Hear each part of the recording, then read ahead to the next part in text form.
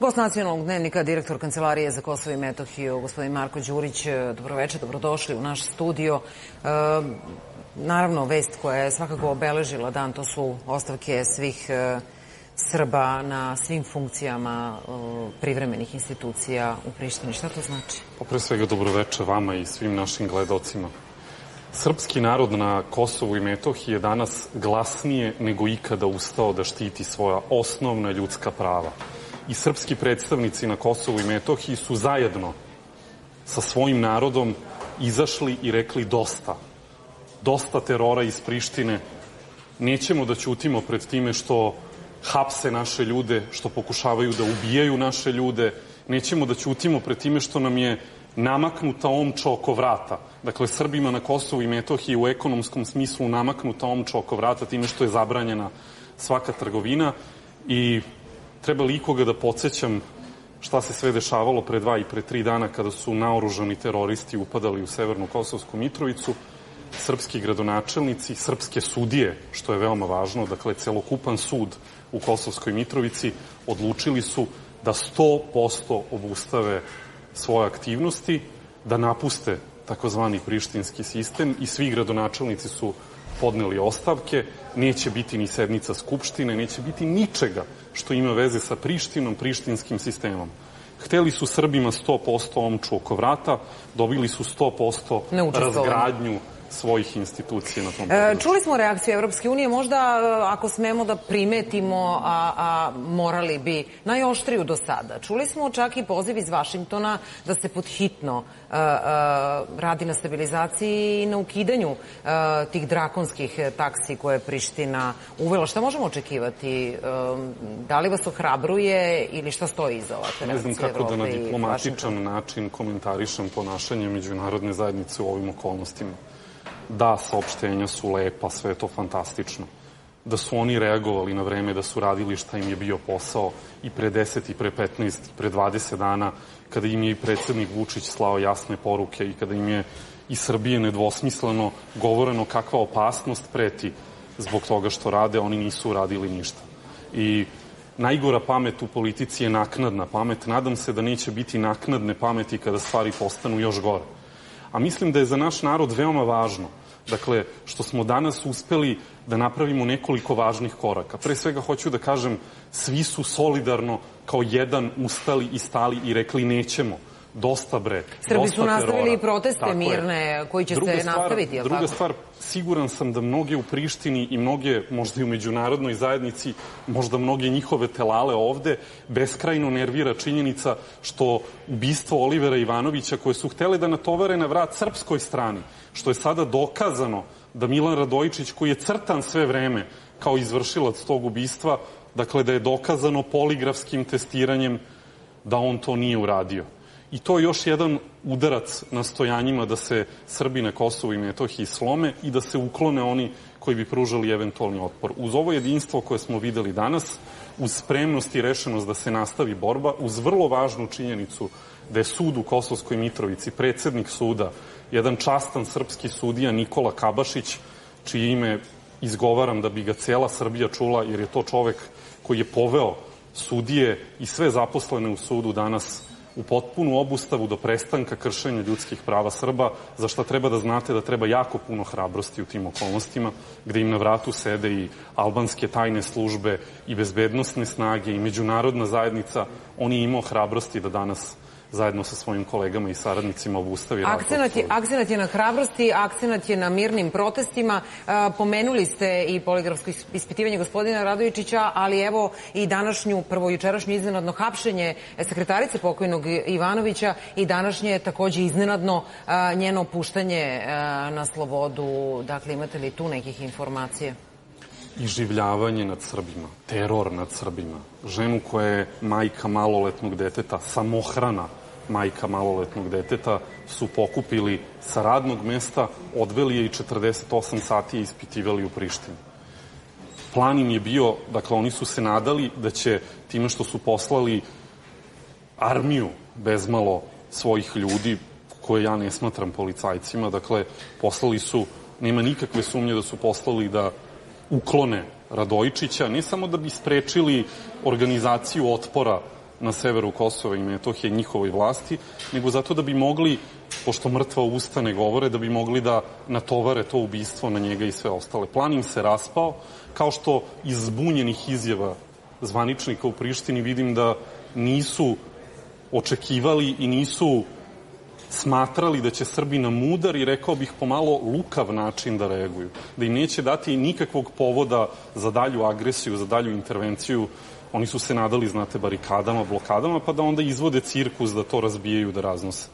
Ovako, Srbi su ih matirali, raspuštajući i razgrađujući njihov sistem i od danas nema više prištinskih, opštinskih i drugih administracija koje funkcionišu na severu Kosova i Metohije. Hvalili su se toliko 100% država, 100% ovo, 100% ono. Evo sad, 100% su napravili gore stanje i 100% su napravili problem i samima sebi. Privremene prištinske institucije, svakako i privremena vlast, naravno u Južnoj Srpskoj pokrajini, nastavljaju da krše mnoge sporazume potpisane u Briselu i na drugim mestima, pa jedna od njih je evo i današnje uskraćivanje policijske pratnje oficiru za vezu naše kancelarije za Kosovo i Metohiju. Dakle, to je još jedna u nizu opstrukcija koje prave, ili to tumačite na neki drugi način? Priština je bukvalno prethodnih meseci obrisala patos briselskim sporazumom. Dakle, obrisali su patos, od toga ništa nije ostalo. Sa prištinske strane ništa nije ostalo kada je reč o briselskom sporazumu. I to sada vide, mislim, i mnogi u svetu, a nikakva očekivanja od njih u tom pogledu nemamo. Mi ćemo se boriti za sebe i ne interesuje Srbe na Kosovu i Metohiji više šta oni misle. Srbi hoće da se izbore za sebe, narodna energija se probudila, Kosovska Mitrovica je na nogama, Zvečan, Zubin Potok, Leposavić, srpske sredine. I u Gračanici ste danas videli, koja je praktično maltene u predgrađu Prištine, ste videli veliki broj Srba koji je izašao na ulicu zato što ne žele da im bude uskraćeno pravo na hleb, na mleko, na osnovne stvari koje im trebaju za život, na trgovinu, na kraju krajeva, od koje treba da žive. Pa da li znate da samo na severu Kosova i Metohije ima preko 500 prodavnica, malih, samostalnih trgovinskih radnji? Od čega će ti ljudi sada da žive?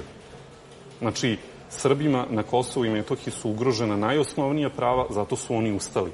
I veoma su ohrabreni time što su dobili jasnu i nedvosmislenu podršku predsednika Vučića, što su dobili jasnu i nedvosmislenu podršku i vlade, čitave vlade, ali i što se osjeća, mogu da vam kažem, jedan talas solidarnosti i podrške. I pozivam sve u Srbiji da se pridruže tome. Pozivam i studente i ljude iz svih segmenata društvenog života, i sportiste, i javne ličnosti, i obične građane.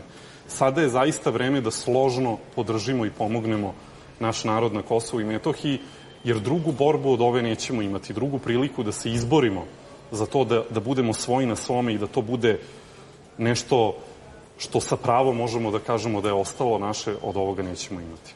Podvlačimo da su protesti mirni, podvlačimo da je naš način borbe, kako je to i predsednik rekao, mora biti smiren, ne smemo nikakve provokacije praviti sa naše strane. Međutim, kako komentarišete da je KFOR, evo, konkretno danas već započeo, kako oni kažu, sasvim uobičajenu, ničim izazvanu, slučajnu, redovnu vojnu vežbu baš na severu Kosova, ne bi li sebe učinio, kako je to izjavio njihov predstavnik, vidljiviji? Da vam kažem, Srbi na Kosovu i Metohiji smireni jesu i veruju svojoj državi, samo su u svoju državu, ali su i nepokolebljivi. I to će tako i da ostane. I veoma mi je drago baš zbog toga što vidim da je propao plan onih koji su planirali da Srbe okrive i za ubistvo Olivera Ivanovića i sve druge stvari, samo zato da bi podelili Srbe i na Kosovu i Metohiji i širom Srbije. Ali zato, kada je reč o KFOR-u, moram da kažem da oni svoj mandat nisu ispunili, da oni danas pomažu, i to građani Srbije treba da znaju, da oni danas pomažu Prištini da sprovodi te blokade i barikade, zato što i američki i druge jedinice KFOR-a su razmeštene na mnogim delovima takozvane zelene linije, na administrativnoj liniji, i sprečavaju konvoje sa robom da prolaze. Tako da to nije nešto što je u okviru njihovog mandata i to nije prijateljsko ponašanje prema Srbima na Kosovu i Metohiji. Mi to dobro vidimo i dobro ćemo voditi računa o tome kakve će to posledice imati po našu dalju saradnju. Moram vas vratiti na temu o kojoj smo malo pre pričali. Dakle, i premijerka Brnabić je danas od Kancelarije CEFTA zatražila hitno ukidanje ovih mera, reagovala Evropska unija i Vašington. Evo i vesti koju smo upravo dobili, pa da je i vama i našim gledalcima saopštim. Šef UNMIK-a Zahir Tanin povodom tarifa koje je Priština postavila za robu iz centralne Srbije i BiH izjavio je da takve radnje predstavljaju jasnu povredu CEFTA sporazuma i trebalo bi da budu povučene. Dakle, evo još jedne reakcije međunarodne zajednice ili bar predstavnika međunarodne zajednice. Ne mogu uopšte da se osvrćem na to. Dok god Priština ne ukloni te takse i ne ukloni te mere, nikome ništa ne verujem. Da vam pošteno kažem i mislim, neki možda moraju diplomatičnije da govore o tome. Ja mislim da su oni hteli da to spreče, da bi to uradili, kao što je predsednik Vučić rekao i pre 10 i pre 15 dana. Onog momenta kada Priština to bude sprovela u delo, a ja znam, pošto evo dugo godina, već 7 godina se bavim ovim pitanjem, 5 godina kao direktor Kancelarije za Kosovo i Metohiju, nikada nisam video da su Albanci neki veći potez povukli, a da nisu imali nečije odobrenje u međunarodnoj zajednici. I ne terajte me da vam kažem koje velike sile nisu dozvolile da dođe do demarša kvinte Prištini povodom uvođenja ovih tarifa, a javno se predstavljaju da su tobože za njihovo ukidanje. Neću vas terati ništa, ali moram vam postaviti ovo poslednje pitanje za večeras. Planiram, dakle, juče je praktično u Peći ozvaničeno stvaranje velike Albanije. Među Albancima, nažalost, divlja fašizam. I kada to kažem, nije preterivanje. Znate, ljudi vole i malo da se poigravaju sa tako jako ozbiljnim terminima kao što su fašizam i nacizam.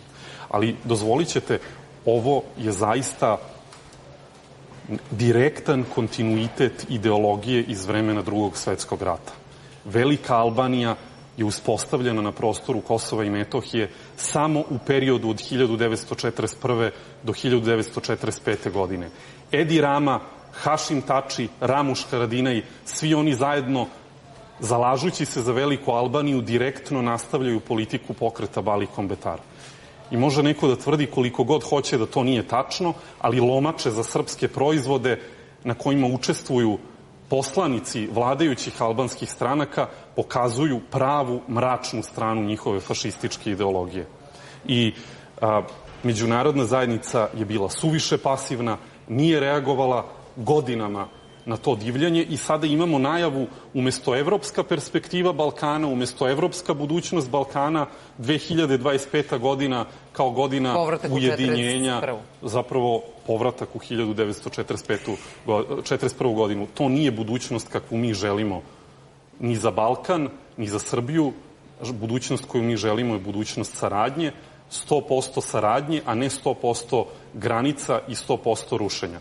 A sada, kao što vidite, 100% više nema prištinskih, opštinskih i drugih institucija na severu Kosova i Metohije. Hvala vam, gospodine Đuriću, što ste govorili za Nacionalni dnevnik i razjasnili neke stvari našim gledalcima. Čuli ste za nas i vas večeras Marko Đurić, direktor Kancelarije za Kosovo i Metohiju.